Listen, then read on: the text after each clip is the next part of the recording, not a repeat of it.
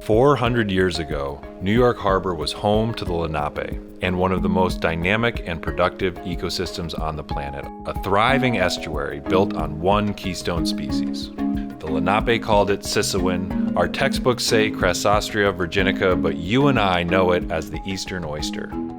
I'm Pete Malinowski. Join me and our team at Billion Oyster Project for a look at New York City's forgotten hero. It all starts with food. Just a few centuries ago, New York City oysters were known and enjoyed around the world. We ate them all and transformed the landscape, filling the harbor with trash, sewage, and other pollution. This unparalleled urban estuary collapsed, and all that remained was a contaminated harbor that was missing its most important ecosystem. A flat, featureless landscape with nowhere to hide and nothing to eat that was increasingly vulnerable to the impacts of storms and waves. As New York City prepares for the growing threats of climate change, we can look to the past to rebuild our natural defenses to stronger storms and rising water levels. These challenges exist in every coastal city. Billion Oyster Project's effort to bring back New York's oysters could be a blueprint for letting nature lead in big cities across the world. Our oysters are not for eating. They have a more important job to do, but their journey to our reefs begins on the farm. Meet Liz and Steph, founders of Little Ram Oyster Farm. They grow the oysters that New Yorkers eat in restaurants. Farmed oysters are the most sustainable form of protein production on the planet. Whether they're floating in oyster bags on a farm or growing in clumps at a Billion Oyster Project reef site, oysters provide the same benefits wherever they grow. They provide food and habitat for hundreds of other species, they filter the water, and they can protect our increasingly vulnerable shorelines.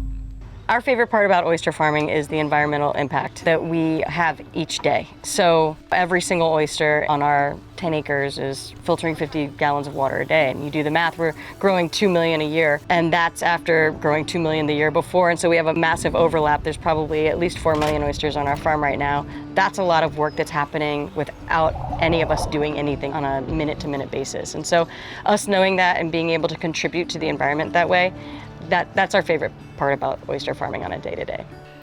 Soon after harvesting, oysters reach restaurants and wind up on happy hour half shells.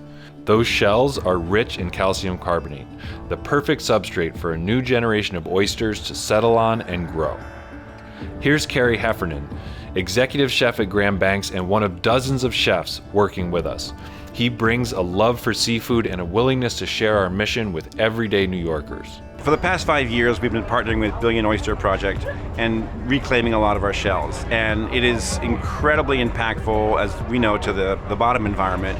But it's also a great story for us to share with our staff and to engage guests with.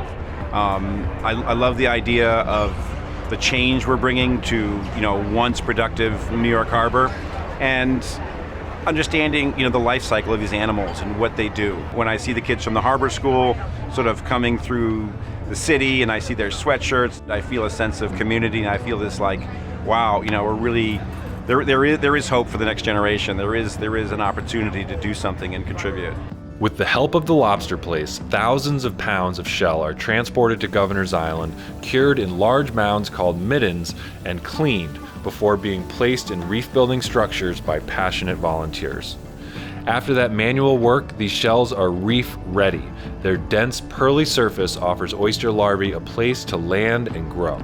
Those restaurant shells are then submerged in retrofitted shipping containers filled with harbor water before millions of free-swimming larvae are introduced to find their permanent home.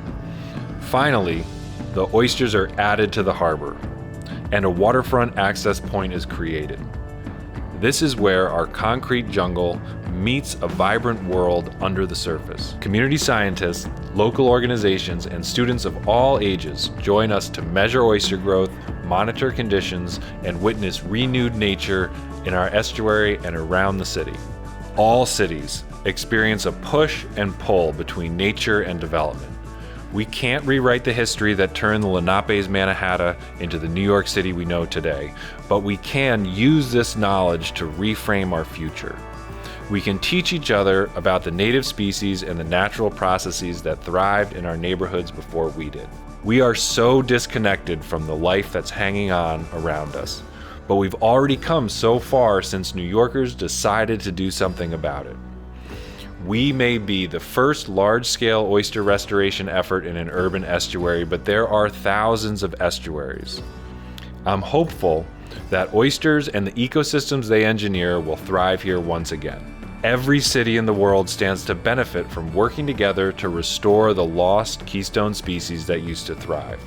Imagine what we can achieve collectively here and around the globe. As they say, if you can make it happen here, you can make it happen anywhere.